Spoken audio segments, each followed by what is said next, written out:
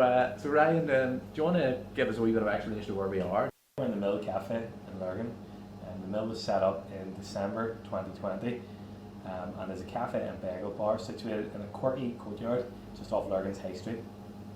And so Ryan, obviously you've set up just around the pandemic moments. So can you kind of tell us what you were kind of thinking when you were looking at this building? Setting up the mill, when I look back on it, was just bizarre.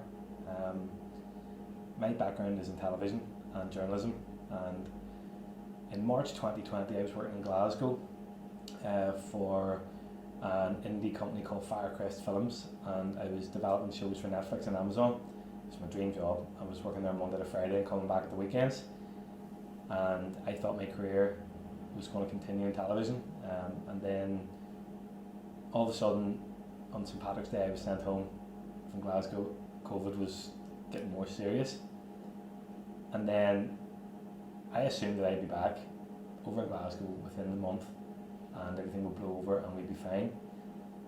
Little did I know that, almost 2 years later we'd still be dealing with those consequences. But just after the pandemic struck, like many people, I was furloughed, and I was furloughed until July of 2020. But within that time, my mum passed away at 57 years of age suddenly, at the end of May. So 2 months into the pandemic, my mum died, and I had another couple of weeks of furlough left, and then disaster kind of struck. I was getting married in October 2020. I had no job. I just lost my mum, and the horizon was really bleak for the television industry.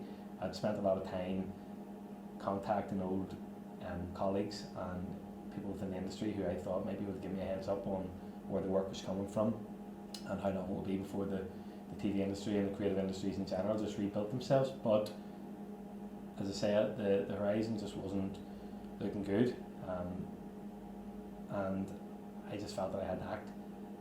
I'd been on the lookout for a new career because of COVID, and I just came across this building one day, and some people, I would be the most impulsive person alive anyway, but sometimes when you see something you just know that you have to give it a go. Everyone was telling me was, don't do it, it's a gamble, it's a risk, it's not the right time, and you've no experience in this, and whatever, the evidence not to do this was huge, but there was just a wee inkling in my mind that said this is going to work. And I contacted the landlord and got everything sorted, and took the keys on the 25th of November 2020, and which was 4 months after the furlough ended. And within 3 weeks I had the place semi-renovated, cleaned up, and we opened on the 14th of December 2020, and everything was really good, really busy, but in the back of my mind I knew that we were going to lock down as well again. So on Boxing Day, we had that save Christmas fortnight, and people were telling me, would you not be safer waiting until things open fully? But because you were allowed to sit in then with a wee bit of social distance, and I felt that it was really important that we opened in December, and just for me to get an idea of what we might need, staff and equipment, just to cater for sit-in. So we had a couple of weeks of people staying in, and then we locked down, as I say, on Boxing Day, and we didn't reopen again for sit-in until the 24th of May. So the first 5 months really of our trading was spent in lockdown, and a lot of people would say, that opening a business in COVID times was borderline crazy, but if